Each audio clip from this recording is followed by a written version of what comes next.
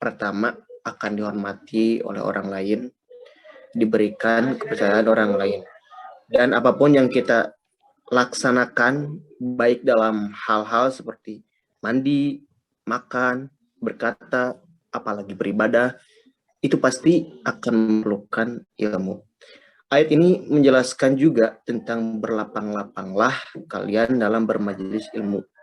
Maksudnya, dimanapun tempatnya, ketika ada majelis misalkan, atau ada perkuliahan, kita wajib ikut dan kita juga berhak memberikan kursi untuk orang-orang yang ingin ikut majelis atau ikut belajar bersama kita. Dan harus diingat bahwa beriman tanpa berilmu yang kuat itu kita akan lemah karena banyak dipengaruhi orang lain seperti dihasut. Bagus jika pengaruhnya baik, berbahaya jika pengaruhnya buruk, maka kita akan salah arah. Dan begitu juga sebaliknya, jika orang-orang yang berilmu tapi tidak beriman, dia akan tersesat. Karena apa? Karena bisa jadi ilmu yang digunakan tidak dipergunakan untuk hal-hal yang baik. Meraskanlah ilmu dan iman. Jadi kesimpulannya adalah orang yang beriman dan berilmu yang akan diangkat derajatnya oleh Allah Subhanahu wa taala. Kedua, akan dihormati orang lain. Ketiga, diberikan kepercayaan oleh orang lain. Keempat, memiliki tujuan hidup yang benar dan jelas. Mungkin hanya itu yang bisa saya sampaikan. Mohon maaf apabila ada kesalahan dari saya. Wabillahi taufiq wal hidayah. Wassalamualaikum warahmatullahi wabarakatuh. Waalaikumsalam warahmatullahi wabarakatuh. Terima kasih ya Alwan sudah mengingatkan kita betapa berilmu itu sangat penting bagi orang yang beriman, karena dengan berilmu itu selain kita mentafakuri semua ciptaan Allah baik yang tersirat maupun yang tersurat, dengan ilmu juga kita itu bisa melakukan hablum minallah dan hablum minanas, sehingga Allah menjanjikan bahwa orang yang berilmu itu pasti akan ditinggikan derajatnya. Dan mudah-mudahan ilmu yang kita miliki, yang kita pelajari, ya, kita bisa mengamalkannya dengan baik, sehingga derajat yang diberikan kepada Allah itu adalah derajat yang baik pula, derajat yang tinggi dibandingkan dengan yang orang-orang yang lain. Baik, terima kasih. Lanjut, persilahkan untuk keluar hari ini kesempatan. Silakan. Baik, Bu. Assalamualaikum warahmatullahi wabarakatuh. Waalaikumsalam. Perkenalkan, kami dari kelompok 3. Di sini kami akan menjelaskan mengenai struktur dan fungsi plastida. Mohon slide-nya. Share screen maksudnya.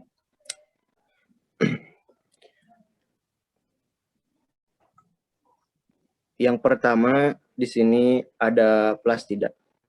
Perkenalan dulu Alwan. Oh iya. Teman-temannya belum dikenalkan. Iya, lupa, Bu. Di sini saya tidak sendiri. Saya ditemani 2 anggota saya, yaitu ada Rani, Sri Agustini, dan Rika Siti Jenab.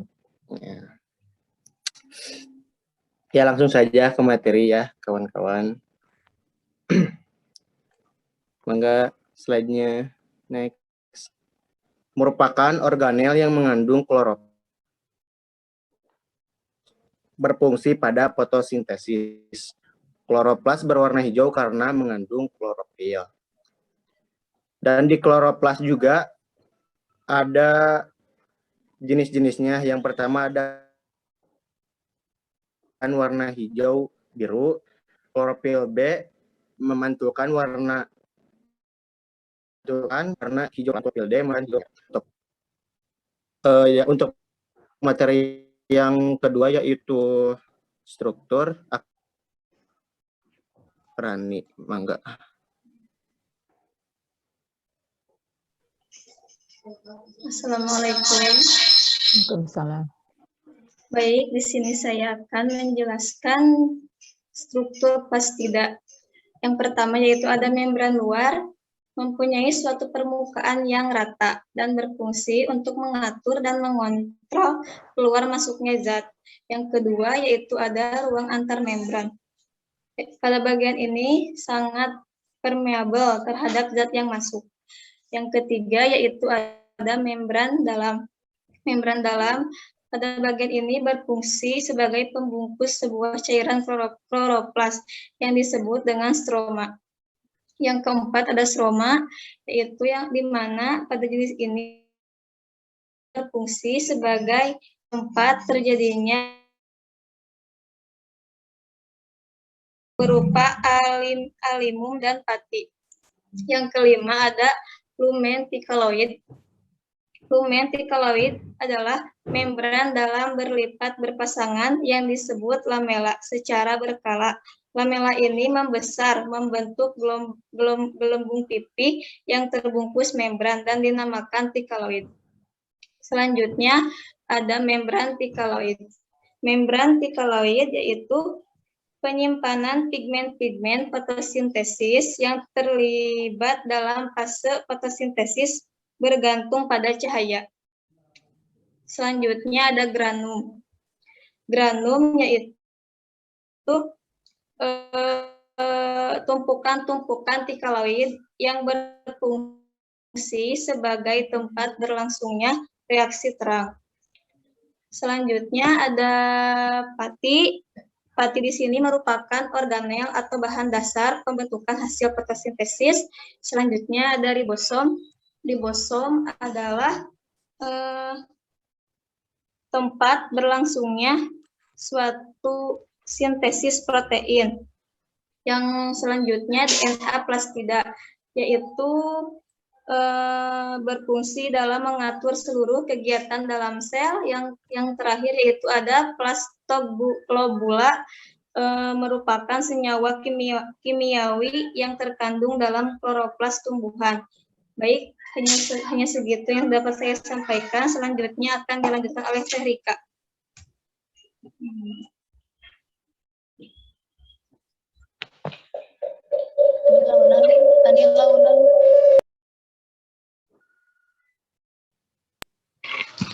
Di sini saya akan menjelaskan tentang fungsi plastida.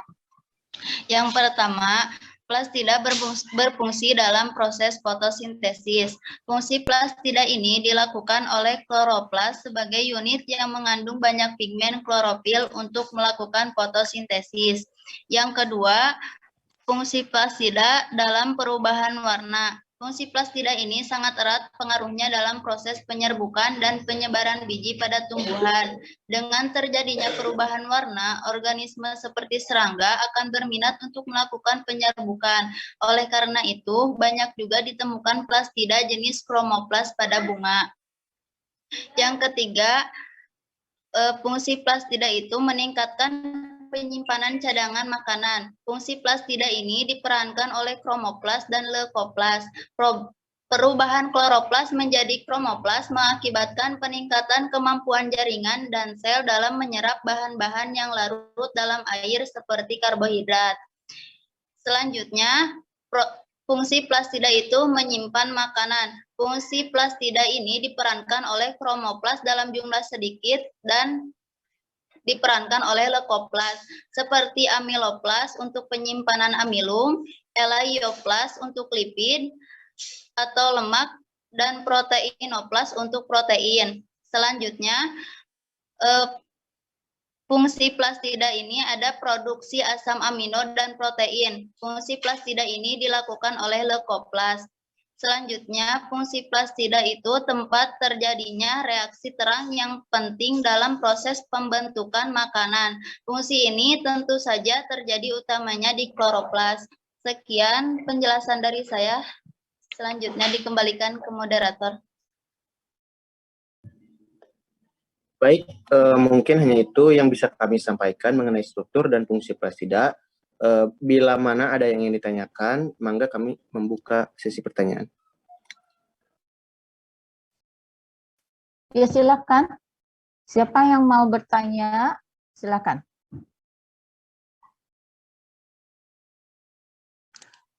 Virginia dulu. Silakan Virginia. Baik, Assalamualaikum warahmatullahi wabarakatuh. Waalaikumsalam.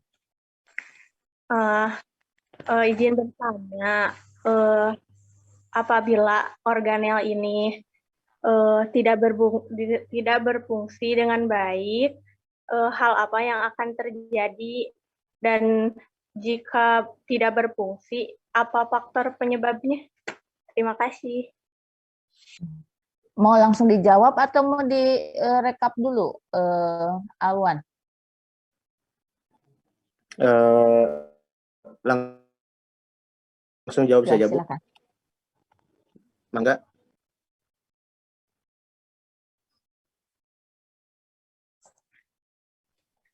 Izin menjawab. Penyebab plus tidak berfungsi yaitu ketidakadaan klorofil pada proses fotosintesis yang menyebabkan plastida tidak berfungsi karena klorofil sangat penting dalam proses tersebut. Dan akibatnya, jika sel plastida tidak berfungsi dengan semestinya, maka warna daun ataupun buah pada tanaman tersebut tidak seperti biasanya atau tidak normal. Karena sel plastida ini berfungsi untuk memberi warna pada tumbuhan itu sendiri, salah satunya. Sekian jawaban dari saya. Ada yang menambahkan? Silakan. Silakan. Oke, gimana Virginia? Sudah cukup? Nanti penguatan mungkin saya di akhir ya, secara keseluruhan. Yang kedua, Aldis. Silakan Aldis. Ya, Assalamualaikum warahmatullahi wabarakatuh. Izin bertanya, di struktur plastida yaitu apa perbedaan stroma dan granum? Terima kasih. Ya, silakan dijawab.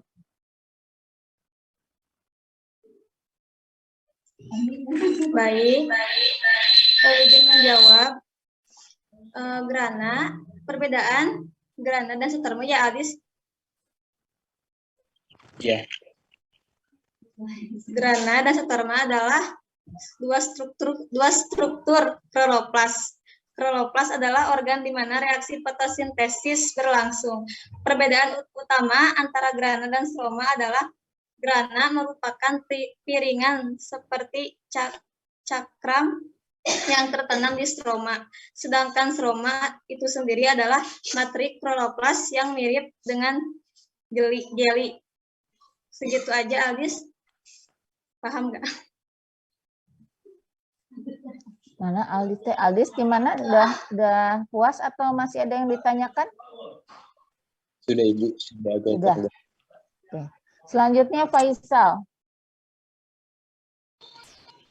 Baik, izin bertanya, kan pada plastida ini, khususnya pada tilakoid, terjadi fotosintesis ya. Fotosintesis itu kan ada fotosistem yang mengambil, ya fotosistem 1 itu ngambil cahaya dengan gelombang 700 nm, dan fotosistem 2 yang mengambil cahaya dengan 680 nm. Bentar. Jadi sini saya bertanya, kan di fotosintesis itu ada yang namanya reaksi gelap dan reaksi terang. Saya ingin bertanya gitu, apa hubungannya antara reaksi gelap dan reaksi terang itu, dan bagaimana laju reaksinya? Terima kasih. Ya, silakan langsung dijawab. Baik, untuk reaksi terang ini ya merupakan fotosintesis yang terjadi dan memerlukan cahaya matahari pada membran tilakoid kloroplas. Dan reaksi ini adalah reaksi fotosintesis yang telah lama kita kenal, yaitu pembuatan karbohidrat dan air, karbon dioksida, dan tentunya cahaya matahari. Ini juga menghasilkan ATP dan NADPH dan oksigen yang dilepaskan ke udara. Gitu. Mana bisa? Bagaimana Faisal? Reaksi gelapnya, Bu. Reaksi gelapnya belum dijawab. Untuk reaksi gelapnya sendiri itu kebalikan dari reaksi terangnya. Jika misalkan yang reaksi terang memerlukan cahaya, Berarti yang reaksi gelapnya tidak memerlukan cahaya dan reaksi gelap ini tidak membutuhkan pigmen dan tidak menggunakan pigmen klorofil karena klorofil merupakan pigmen yang menangkap cahaya. Bagaimana? Sudah puas? Terima kasih. Ya. Kalau Alwan ya. Selanjutnya dari Muhammad Nur. Assalamualaikum warahmatullahi wabarakatuh. Waalaikumsalam. Izin bertanya, tadi kan disebutkan kromoplas itu memiliki berbagai macam warna kecuali hijau. Disebabkan oleh kandungan karotenoid. Apa itu kandungan karotenoid? Terima kasih. Assalamualaikum warahmatullahi wabarakatuh. Waalaikumsalam. Izin menjawab.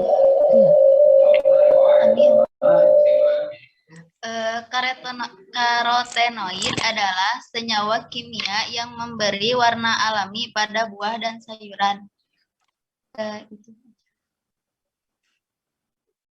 Bagaimana? Gimana Muhammad Nur? Sudah jelas? Atau belum jelas? Ada yang mau menambahkan?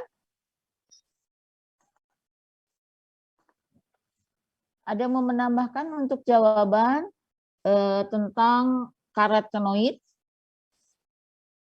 yang terdapat dalam kromoplas?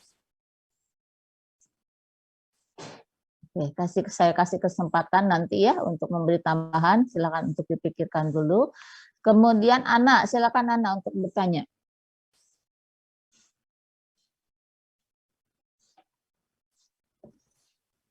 Terima kasih. Assalamualaikum warahmatullahi wabarakatuh.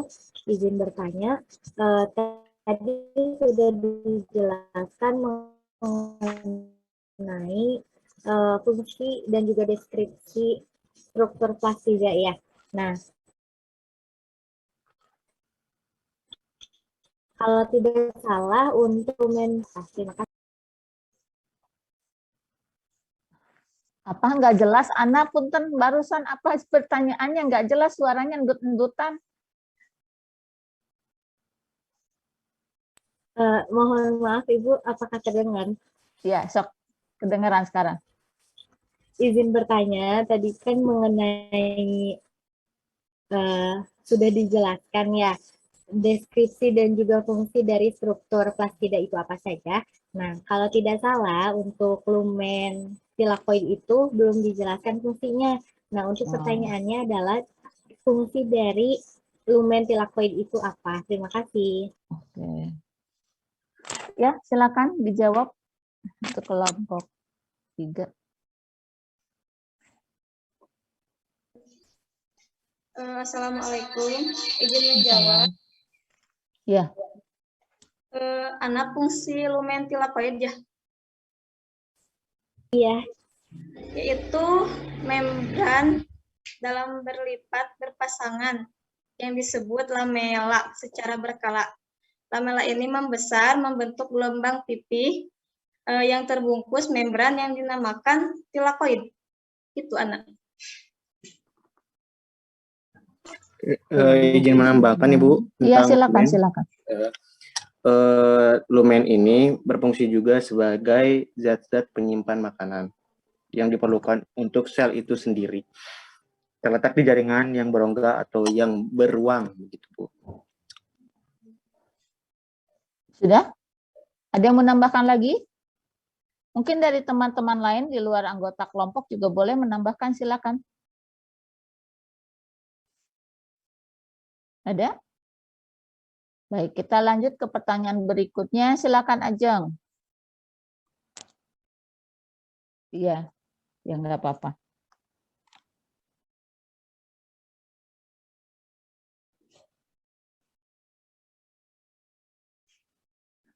Iya.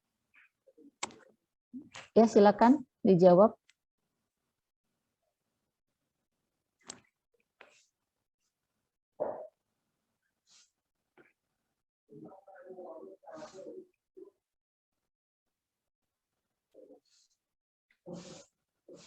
Ya, kelompok 3. Ada yang mau jawab? tentang apa itu sebenarnya plastid, apa bedanya dengan proplastid.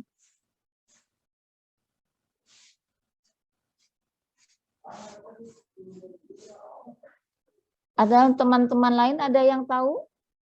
Silakan untuk memberikan tambahan atau menjawab langsung untuk pertanyaan Ajeng. Izin menjawab ya Bu ya, Ya, Faisal. ya, silakan. Faisal. Kan Ajeng nanyanya ya, proplastid ya. Kalau yang saya tahu itu proplastid itu bentuknya bentuk sebelum dewasanya si plastida. Mungkin dari kata pro ya. Ya, ada proplastidnya. Ada Mungkin pro-nya. ya, kalau kurang silahkan tambahin sama teman-teman. Terima kasih. Ya. Mungkin ada teman lain yang mau menambahkan. Tadi Pak Isa menjawab bahwa proplastid itu adalah cikal bakal dari plastida ya, yang belum berkembang membentuk plastid. Silakan.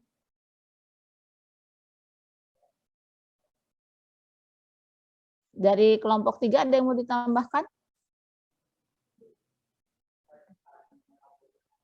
Tidak ada. Ada yang mau nanya lagi? Tidak? Silakan. Kalau tidak ada, saya izin share screen dulu sebentar ya.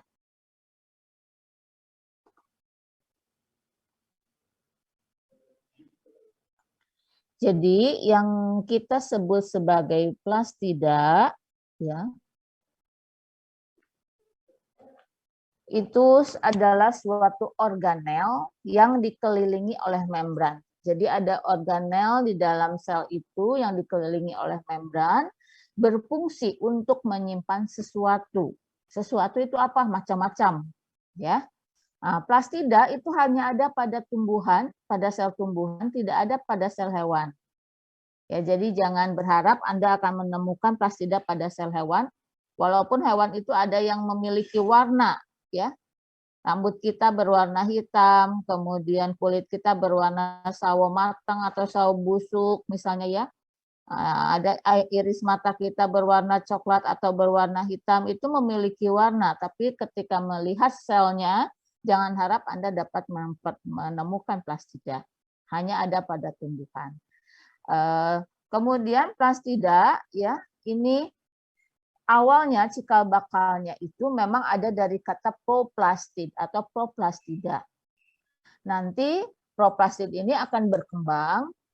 Yang pertama, kalau proplastidnya itu berkembang menjadi plastida yang memiliki pigmen di dalamnya, itu kita sebut dengan etioplas. Ya. Sedangkan kalau proplastid itu berkembang membentuk suatu struktur plastida tanpa memiliki pigmen di dalamnya, kita sebut sebagai leukoplas. Ya. Jadi proplastid itu tadi Ajeng ya adalah cikal bakal dari plastida. Nanti dari proplastid ini akan berkembang menjadi etioplas dan leukoplas. Nah, etioplas ini adalah plastida yang berwarna, artinya berwarna di sini karena di dalamnya memiliki pigmen. Ada yang memiliki pigmen hijau, kita sebut kloroplas. Ada yang memiliki pigmen selain hijau, kita sebut kromoplas. Ya, jadi beda. Kalau yang memiliki pigmennya hijau itu kloroplas, yang selain hijau itu kromoplas. Kenapa dibedakan? Pertama, kalau kloroplas ini cikal bakal pembentukannya, Anda ingat bahwa kloroplas itu adalah endosimbion. Jadi tidak dibentuk oleh sistem endomembran sel itu, sel induknya ya. Karena dia endosimbion, makanya dia memiliki DNA tersendiri, dia memiliki pigmen.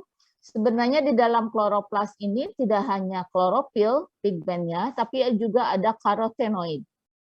Dan klorofilnya pun macam-macam, ada klorofil A, B, dan C, dan seterusnya.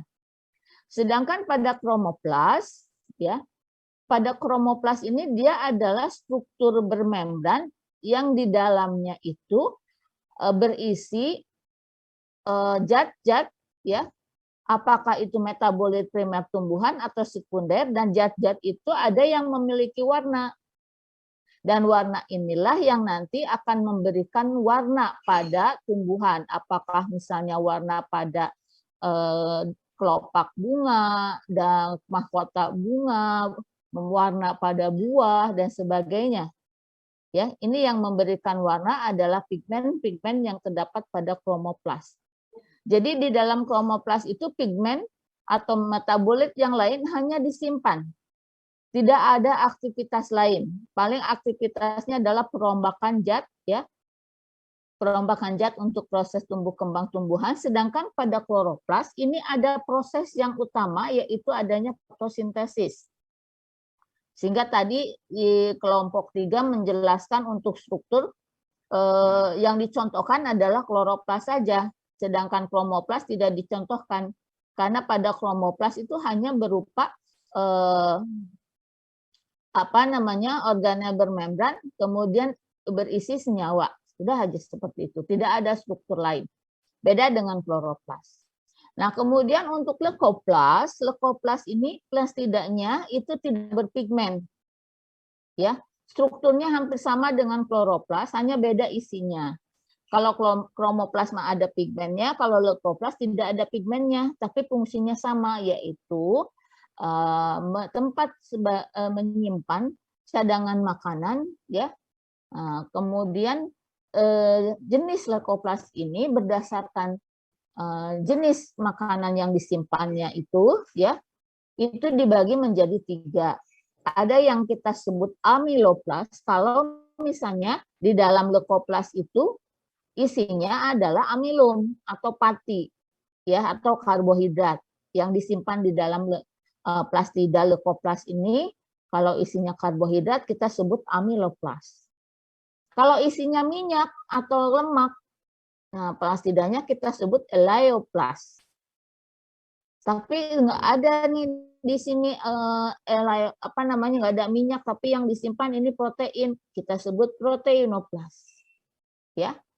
Jadi sekali lagi bahwa plastida ini memang dibentuk dari proplastid, ya, di mana proplastid itu nanti akan membentuk plastida yang memiliki warna, kita sebut etioplas, dan plastida yang tidak memiliki warna, yaitu leukoplas. Yang memiliki warna dibagi lagi menjadi kromoplas dan kloroplas. Yang tidak memiliki warna dibagi lagi menjadi amiloplas, elaioplas, proteinoplas, di mana pembagian leukoplas ini berdasarkan senyawa yang dikandung atau yang disimpan dalam plastida tersebut. Ya. Kemudian tadi apa saja yang ada di dalam kromoplas? Nah, di dalam kromoplas itu semua warna ada kecuali hijau. Ya, kecuali hijau. Nah, pada kromoplas ini biasanya banyak pigmen yang akan memberikan warna pada tumbuhan. Misalnya karotenoid, kemudian lutein, pikosantin, pikoritrin, antosianin, dan sebagainya, ya. Nah, pigmen-pigmen yang ada pada kromoplas ini tidak terlibat di dalam fotosintesis. Jadi hanya sebagai tempat menyimpan cadangan makanan yang memiliki warna. Itu saja ya untuk kromoplas. Nah, ini contohnya. Ini adalah kromoplas yang memiliki warna karotenoid oranye. Karotenoid itu ada yang berwarna kuning, oranye, dan merah. Walaupun merah nanti ada pikoritrin, ada lutein gitu ya. Nah, ini contoh dari jaringan Daucus carota atau yang kita sebut wortel, di mana di dalamnya banyak memiliki kloroplas dan menyimpan karotenoid, sehingga dia berwarna orange, kuning ke orange ya. Nah, karotenoid adalah suatu senyawa metabolit sekunder ya. Metabolit sekunder golongan isoprenoid atau golongan terpenoid, di mana karotenoid ini nanti berperan ya sebagai provitamin A. Kalau kita makan wortel, kenapa wortel itu dikatakan sumber vitamin A gitu ya? Padahal bukan sumber vitamin A, tapi sumber provitamin A. Karena nanti untuk membentuk vitamin A-nya itu ada di dalam sel hewan. Jadi kalau kita makan wortel, Wortel itu kan mengandung karotenoid ya. Nah, karotenoid itu provitamin A. Kalau kita banyak makan wortel, banyak yang mengandung karotenoid di dalam tubuh kita, karotenoid ini akan dirubah menjadi vitamin A. Ya. Jadi bukan karena wortelnya banyak mengandung vitamin A, bukan, tapi karena banyak karotenoidnya, di mana karotenoid adalah provitamin A. Ya. Jadi bahan baku untuk membentuk vitamin A, tapi pembentukan vitamin A-nya itu ada dalam tubuh kita atau tubuh hewan. Ya. Kemudian ini contoh kloroplas yang ada pada sel, ini ada pada mesofil daun. Ya. Nah, setiap sel mesofil daunnya itu banyak memiliki kloroplas yang memiliki pigmen hijau. Di mana pada kloroplas ini ya sangat berperan dalam fungsi utama sintesis makanan pada tumbuhan, yaitu proses fotosintesis. Dan di sini selain pada mesofil, kloroplas itu ada pada bagian sel penutup stomata. Kalau pada sel epidermis lainnya itu tidak ada kloroplasnya. Jadi kalau pada daun yang ada kloroplasnya itu ada pada mesofil dan ada pada sel penutup. Pada epidermis tidak ada. Ya. Nah, kemudian ini contoh tadi sel pada sel apa namanya tadi Tendacus carota ya. Nah, seperti ini ada kloroplasnya, butir-butirnya mengelompok seperti ini. Nah, ini ada yang panjang-panjang, itu nanti biasanya panjang-panjang itu bukan plastid ya, tapi ada juga di dalam sel itu tumpukan-tumpukan yang kita sebut sebagai kristal ya. Ada pektin, kristalnya itu ada tein dan sebagainya tergantung dari jenis tumbuhan. Kemudian ini ada plastida yang tidak berwarna yaitu leukoplas ya.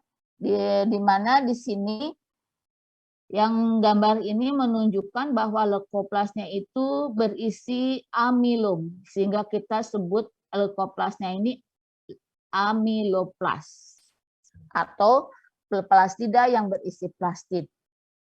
Ada juga plastida yang berisi minyak, kita sebut leioplas. Ya, ini biasanya tidak berwarna, walaupun kita lihat di bawah mikroskop itu tidak berwarna. Ini yang sel yang Daucus carota ini adalah sayatannya tapi tidak diwarnai, tapi sudah ada warna dari karotenoid. Ya, jadi itu kloroplas. Nah, tadi juga sudah menjawab tentang karotenoid ya oleh Nur. Nah, ini amiloplas ya, berfungsi membentuk atau menyimpan pati, kemudian ukurannya tidak semua sama. Berbeda-beda tergantung seberapa banyak pati yang terdeposit. Nah, pati itu kan bermacam-macam, ada amilopektin, ada amilosantin dan sebagainya. Nah, tapi walaupun berbeda jenisnya tetap disimpannya di dalam amiloplas. Nah, coba saya tanya, biasanya kalau pada tanaman kentang, ya, amiloplasnya banyak terdapat pada sel organ mana? Siapa yang bisa jawab? Amiloplas itu pada bagian sel organ mana kalau pada tanaman kentang yang paling banyak? Pada akar bukan, Bu? Pada akar, ya. Jadi sel-sel akar tanaman kentang itu banyak memiliki amiloplas. Karena apa? Karena akar pada kentang biasanya dijadikan tempat untuk menyimpan dan mendepositkan amilum. Sama halnya dengan ubi, akar ubi manis, kemudian singkong, ya. Tapi kalau pada padi adanya pada bagian apa ya amiloplas? Yang paling banyak itu pada organ apa? Padi.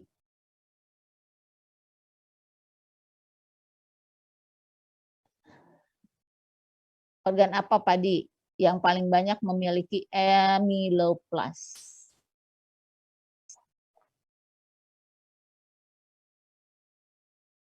Coba saya minta untuk menjawab Resi Rinjani.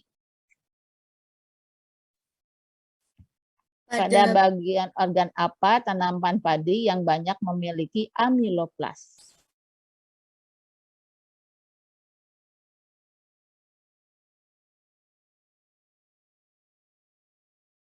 Tahu nggak tanaman padi? Pada bagian bijinya, Bu. Pada bagian biji, ya betul ya, pada bagian biji. Jadi yang kita makan, beras, yang kita olah jadi nasi itu bukan buah, tapi itu biji. Ya, buahnya yang mana? Buahnya itu sekamnya. Biji dikelilingi oleh sekam baru kita sebut buah padi. Ya, jadi kalau ingin makan buah padi, ya, makanlah beras dengan kulitnya, dengan sekamnya, baru kita sebut makan buah padi. Kalau kita hanya makan berasnya saja, itu berarti kita hanya makan bijinya saja. Ya, jadi amiloplas itu adalah plastida yang banyak mendepositkan pati dan biasanya paling banyak atau berlimpah pada sel yang digunakan untuk menyimpan makanan. Kemudian ini tadi kloroplas. Ya, ini pada sel sangat banyak sekali kloroplas, terutama pada mesofil daun ya. Kenapa? Karena kloroplas ini memiliki peranan penting dalam sintesis makanan tumbuhan. Dan di sini hampir semua tumbuhan hijau, baik tumbuhan tingkat tinggi maupun tingkat rendah, ini memiliki kloroplas yang di dalamnya memiliki pigmen klorofil. Namun, tidak hanya klorofil saja sebenarnya di dalam kloroplas itu, nanti kita lihat ada fotosistem tadi ya, ada juga karotenoid. Karena yang akan mentransfer atau mengolah energi cahaya matahari tidak hanya klorofil saja, tetapi dibantu oleh karotenoid. Ya, jadi kloroplas itu ini adalah organel di dalam sel yang memiliki pigmen yang berwarna hijau. Artinya pigmen hijau itu ketika menyerap, ketika ada sinar matahari, dia memantulkan cahaya hijau. Tadi kalau pada wortel, dia berwarna orange karena pigmen tersebut ketika ada sinar matahari, dia memantulkan cahaya orange dari matahari. Ya. Nah, kemudian selain pada tanaman yang berhijau daun, kloroplas juga bisa ditemukan pada beberapa protista, misalnya pada Euglena. Ya, di mana Euglena ini adalah kalau melihat strukturnya dia mirip sel hewan, tetapi dia memiliki klorofil sehingga dikatakan Euglena ini adalah peralihan, ya, makhluk peralihan. Wallahu alam, belum ada bukti yang menyatakan memang itu adalah peralihan antara tumbuhan ke hewan, ya. Kemudian kloroplas tidak ditemukan pada organisme heterotrof. Kemudian ada juga beberapa bakteri yang memiliki klorofil. Nah, kloroplas itu memiliki struktur seperti ini. Ya.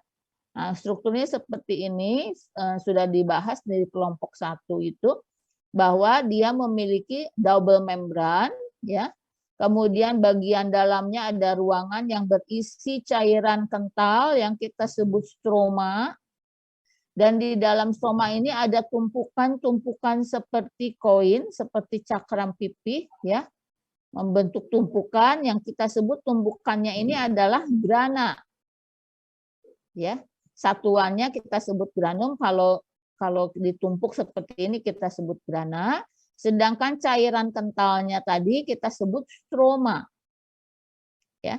Nah, antara grana satu dengan grana yang lain itu dihubungkan oleh suatu struktur yang kita sebut lamella stroma. Ya, lamella stroma. Nah, ini yang membentuk grana ini satu kepingnya itu apa? Nah, satu kepingnya itu kita sebut tilakoid. Ya. Nah, di dalam tilakoid inilah ada atau tempat adanya pigmen klorofil tadi ya. Nah, tadi kaitannya dengan fotosintesis. Kalau terjadi reaksi fotosintesis, di mana fotosintesis itu ada dua reaksi, yaitu reaksi terang dan reaksi gelap. Nah, reaksi terangnya itu ada di tilakoid. Nah, produk dari reaksi terang ya yang terjadi di dalam tilakoid itu nanti dikeluarkan ke stroma.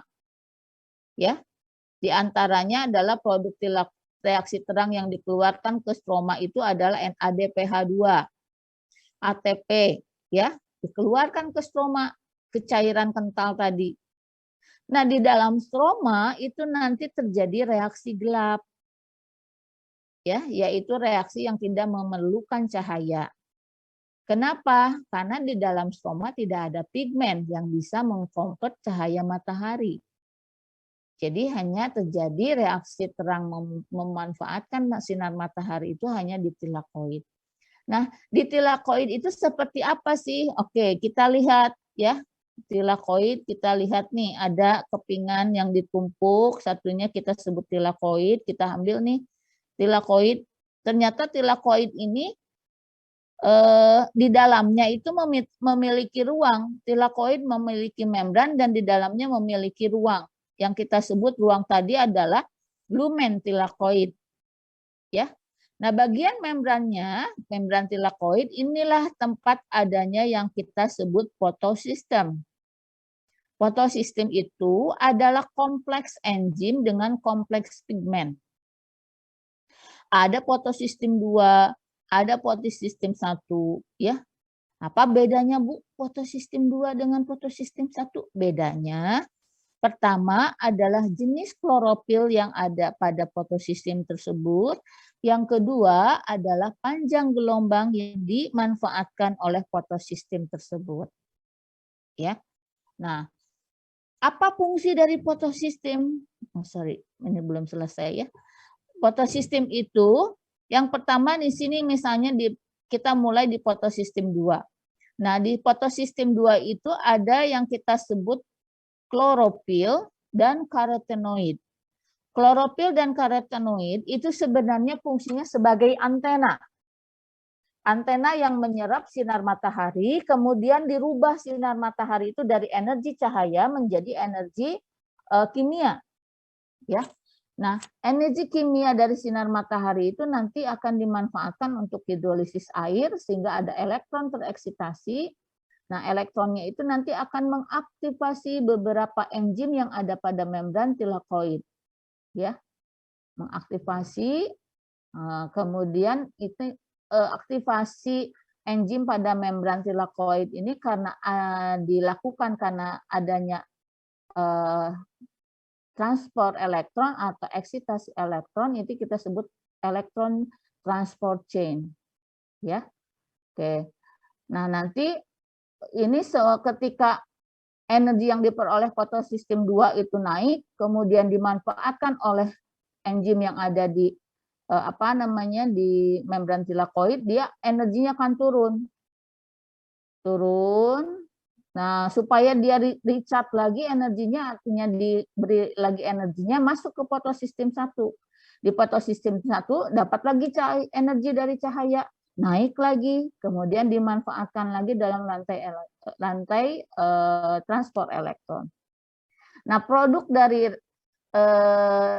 dari reaksi yang terjadi pada membran tilakoid ini yang kita sebut reaksi terang. Produknya diantaranya adalah NADPH2, ya, kemudian H.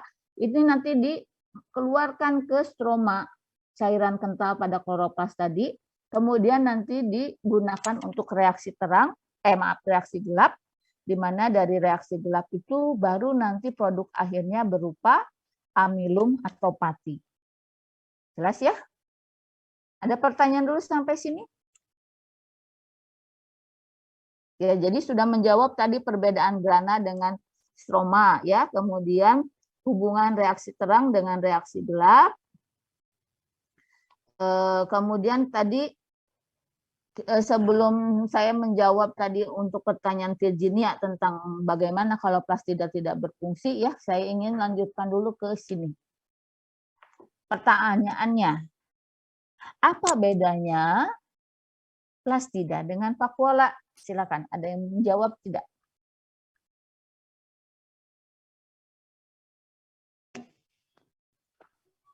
Ayo.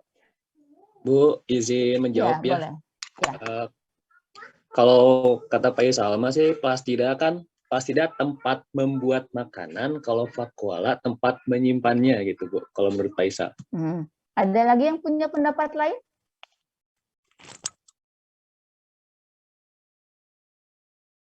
Kalau dikatakan bahwa plastida itu tempat membuat makanan, betul, karena ada kloroplas tempat membuat makanan gitu ya.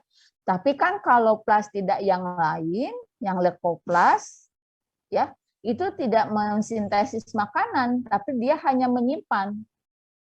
Lalu kalau begitu apa bedanya leukoplas dengan vakuola? Kalau vakuola dikatakan juga di sini sebagai tempat menyimpan cadangan makanan. Ya. Beda tidak? Ada bedanya. Pertama, kita keluarkan dulu ya yang plastida kloroplas, karena itu memang fungsinya untuk mensintesis makanan.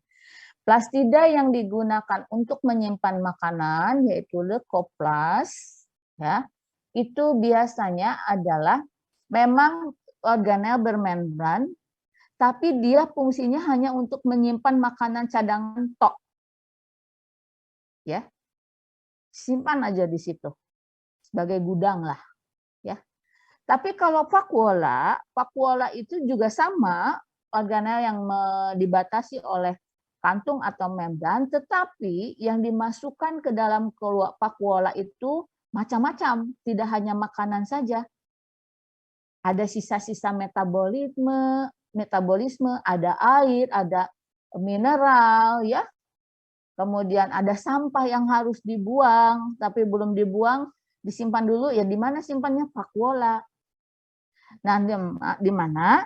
Kalau pada vakuola, yang disimpan di dalam vakuola itu nanti bisa dikeluarkan dari sel. Jadi vakuola akan berperan untuk mengeluarkan zat-zat sisa yang ada di dalam vakuola itu untuk dikeluarkan dari sel. Ya, dengan cara apa? Dengan cara eksositosis. Jadi vakuola ini lebih mirip dengan yang kita sebut sebagai vesikula yang dibentuk oleh organel Golgi yang berperan untuk pengeluaran pemasukan daripada zat di dalam sel itu secara eksositosis maupun endositosis. Kalau plastida tidak bisa. Plastida tidak bisa melakukan endositosis atau eksositosis. Tapi kalau vakuola itu bisa. Ya, makanya vakuola itu selain ada pada tumbuhan, ada juga pada hewan, karena fungsinya berbeda dengan plastida. Ya, nah ini vakuola, ya, ini adalah sama sebenarnya strukturnya dengan plastida, tetapi berbeda fungsi. Kalau plastida itu hanya menyimpan cadangan makanan saja, tok seperti itu, tidak berperan untuk pengeluaran pemasukan zat dari dan keluar sel. Tapi kalau vakuola menyimpan makanan, menyimpan sisa, menyimpan sampah, menyimpan air, menyimpan ion-ion yang tidak diperlukan oleh tubuh. Kemudian nanti vakuola ini berperan untuk pengeluaran zat sisa tadi secara eksositosis. Itu bedanya. Ya, nah bedanya di sana. Jadi vakuola itu lebih mirip dengan vesikula yang dibentuk oleh Golgi untuk melakukan eksositosis dan endositosis. Nah ini beda antara vakuola dengan plastida. Nah, misalnya begini, Bu, kalau plastida tidak bisa mengeluarkan zat, kalau kita ingin memperoleh zat tersebut dari sel itu harus bagaimana? Harus kita ekstraksi, karena tumbuhan tidak akan mengeluarkan dia secara begitu saja. Misal pati, ya, amilom dari umbi. Taruhlah kita ingin mengambil pati dari padi ya. Bagaimana, apakah padi itu dibiarkan sambil kita menunggu bahwa pati itu dikeluarkan oleh bulir padi? Tidak. Ya, caranya untuk memperoleh pati gimana kita dari beras tadi atau dari padi? Pertama, kita langsung memakan biji padi yang memiliki amiloplas tadi, atau si biji padi itu dihancurkan, digerus jadi tepung sehingga patinya keluar. Gitu ya. Jadi sel pada biji padi itu tidak akan begitu saja mengeluarkan pati. Beda misalnya kalau pada sel hewan yang melakukan ekskresi akan mengeluarkan misalnya sisa metabolisme peroksida berupa air, gitu ya. Maka pakuala ini akan melebur dengan membran sel dan mengeluarkan air dari sel tersebut. Kalau pada plastida tidak. Ya. Atau misalnya kita ingin mengeluarkan karotenoid dari wortel. Ya. Berapa lama pun wortel itu Anda rendam, si sel-sel wortel itu kromoplasnya tidak akan mengeluarkan secara eksositosis itu karotenoid yang ada pada kromoplasnya, tidak. Tapi kita harus menghancurkannya. Apakah itu memblendernya, menghancurkan selnya supaya kloroplasnya keluar, kloroplas karotenoidnya keluar, atau digerus supaya selnya rusak, kemudian plastidanya rusak, baru pigmennya keluar.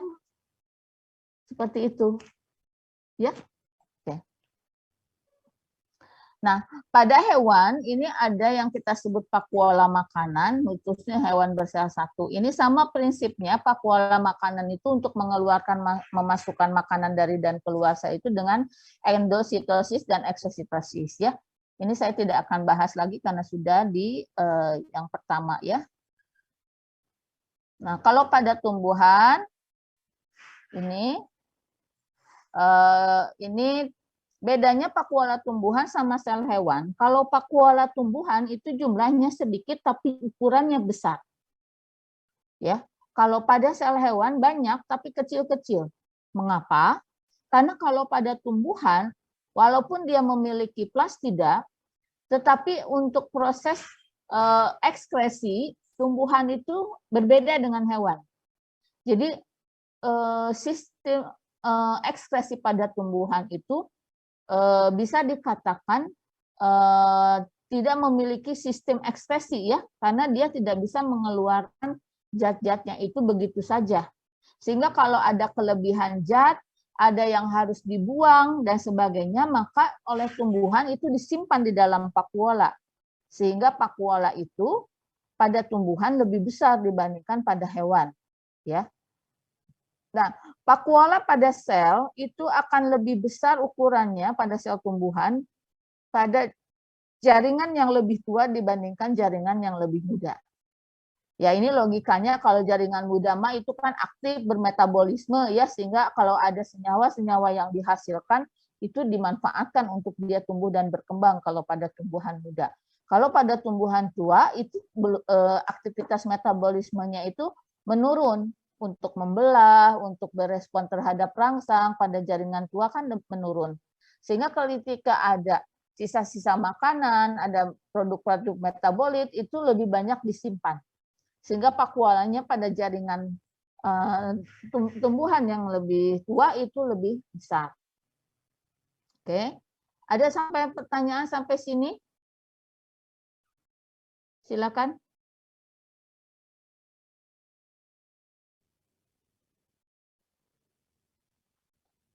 Saya ingin menyampaikan ini sebentar ya. Kelihatan tidak? Ini tadi yang menjawab fotosistem 1, fotosistem 2. Oke, kelihatan? Ya, oke. Tadi disampaikan kenapa ada fotosistem 1, fotosistem 2 di membran tilakoid ya. Nah, di mana tadi saya sampaikan juga bahwa di sini yang membedakan antara kedua fotosistem ini adalah pigmen ya, klorofilnya ya, di mana pigmen klorofil ini ada yang bisa menyerap cahaya itu pada panjang gelombang 6,380, ada yang menyerap dan memantulkan gelombang cahaya dengan panjang gelombang 700 ya. Nah, pada fotosistem 2 ya, gelombang cahaya yang diserap oleh fotosistem 2 atau oleh klorofil di dalam fotosistem 2 adalah yang memiliki panjang gelombang 6.800 nanometer, di mana nanti cahaya matahari ini yang diserap ini kemudian nanti akan digunakan untuk hidrolisis air. Jadi air digunakan, diuraikan oleh energi yang diperoleh dari energi cahaya matahari itu menjadi O2 dan H+. O2 yang dihasilkan di daun ini ya dari membran tilakoid ini dikeluarkan ke stroma, dari stroma dikeluarkan dari kloroplas, dari kloroplas dikeluarkan dari daun melalui stomata ke udara atau ke atmosfer. Sedangkan proses penguraian air ini nanti akan terjadi eksitasi elektron atau menghasilkan elektron yang memiliki energi, dan energi elektron ini digunakan di dalam transport elektron. Ya, tadi melibatkan ada enzim FADH, ada yang melibatkan enzim ferredoxin dan sebagainya di dalam membran tilakoid itu. Nah, seiring dengan penggunaan energinya, maka elektron itu akan berkurang, menurun energinya. Nah, untuk di-recharge kembali masuk ke fotosistem 1. Nah, fotosistem 1 di sini ada klorofil yang bisa menyerap panjang gelombang cahaya matahari di panjang gelombang 700 nanometer. Di-recharge nih elektron tadi, kemudian elektron itu setelah di-recharge energinya dimanfaatkan kembali ya untuk menghasilkan NADPH2 dan seterusnya ya. Nah, saya belum menjelaskan di sini ada reaksi non siklis dan reaksi siklis ya. Kalau kita melihat perjalanan ini dari fotosistem 2 kemudian masuk ke transport elektron, masuk ke fotosistem 1 sampai terbentuknya NADPH2, ini kita sebut non siklik, tapi nanti ada lagi dari NADPH2 ini elektron itu kembali lagi ke fotosistem 1 menghasilkan ATP. Kita sebut reaksi siklik. Ya, nah ini terjadi di reaksi terang ini terjadi di membran tilakoid. Ya, tuh kemudian tadi ada pertanyaan lumen tilakoid apa fungsinya, gitu ya. Kalau lumen tilakoid itu di dalamnya ada enzim dan di sana juga terjadi transport elektron sebenarnya ya, terlibat di dalam transport elektron dari reaksi terang. Nah, dari hasil reaksi terang ini nanti produknya dikeluarkan dari membran tilakoid ke stroma untuk digunakan dalam reaksi gelap. Paham sampai sini? Silakan ada pertanyaan.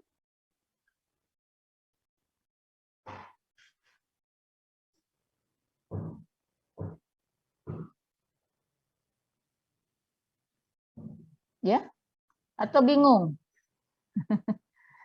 Ya, tadi saya sedikit menjelaskan tentang fisiologi pada tumbuhan, ya khususnya fotosintesis, karena tadi ada kaitannya dengan yang ditanyakan oleh siapa? Oleh Paisa ya, tentang reaksi terang dan reaksi gelap. Dan itu memang melibatkan plastida, khususnya kloroplas. Nah, di kromoplasma tidak ada terjadi seperti itu prosesnya, apalagi di leukoplas itu tidak terjadi. Paham ya? Silakan kalau ada yang mau ditanyakan. Kalau tidak ada, kita post test.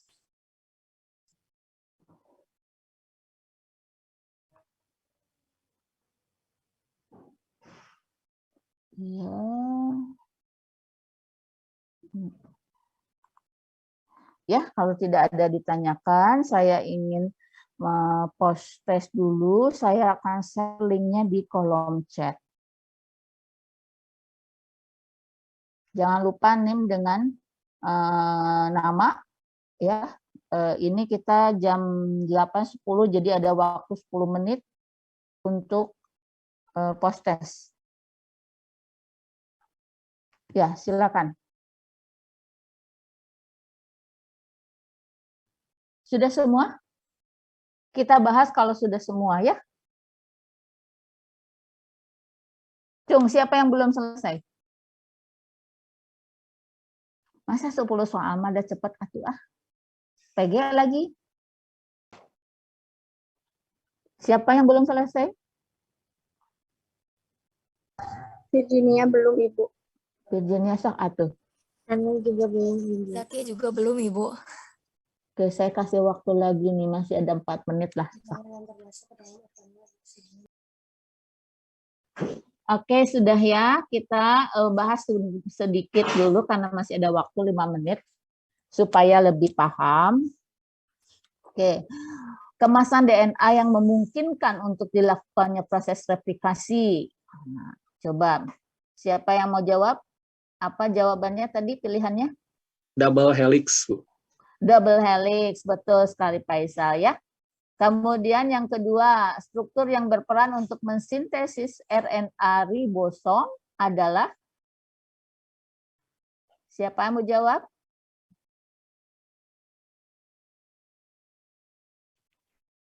Nukleolus. Nukleolus. Ya, oke, betul, nukleolus ya.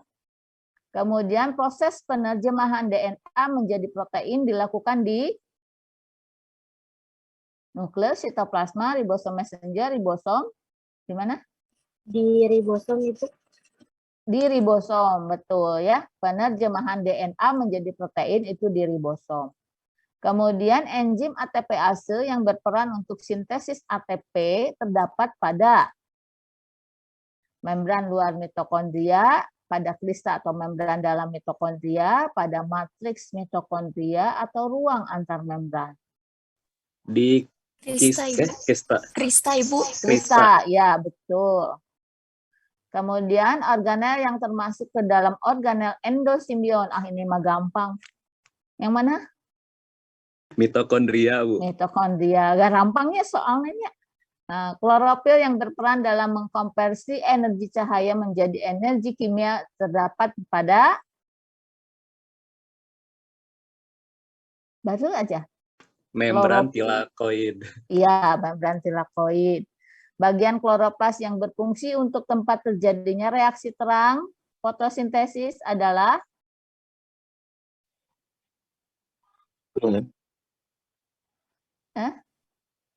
stroma kloroplas, grana, membran tilakoid atau lumen tilakoid. Reaksi terang, baru saja dibahas. Tilakoid. Membran tilakoid, ya, bukan di lumennya tapi di membran. Organel sel yang berperan untuk pencernaan intraseluler adalah mitokondria, lisosom, Golgi atau RA. Pencernaan lisosom. Lisosom. Organel yang berperan untuk membentuk makromolekul dan transportasi molekul adalah RA. Oke. Organel yang berperan dalam proses endos dan eksositosis, badan Golgi. Ya. Gampang ya soalnya. Siapa yang semuanya dapat 100? Semuanya dapat 100? Ah, itu soalnya gampang, PG. Biasanya saya ngasih isai itu soalnya ya, tapi karena lagi daring saya agak susah sih, jadi saya kasih PG. Terima kasih untuk hari ini ya. Nanti Anda kalau misalnya ada yang kurang dari 50 atau kurang dari 60 ya, itu silakan pelajari lagi. Kalau ada yang belum jelas, silakan ditanyakan. Jangan lupa absen, kemudian tadi materi kelompok 3 nanti bisa diupload di LMS ya. Hari ini kita cukupkan sekian ya. Terima kasih atas perhatiannya. Alhamdulillah, mudah-mudahan ilmu kita berkah untuk kita dan untuk yang lainnya. Kita tutup dengan membaca hamdalah bersama-sama. Alhamdulillahirrabbilalamin. Assalamualaikum warahmatullahi wabarakatuh. Waalaikumsalam warahmatullahi wabarakatuh. Terima kasih, Terima kasih, Ibu. Sama-sama.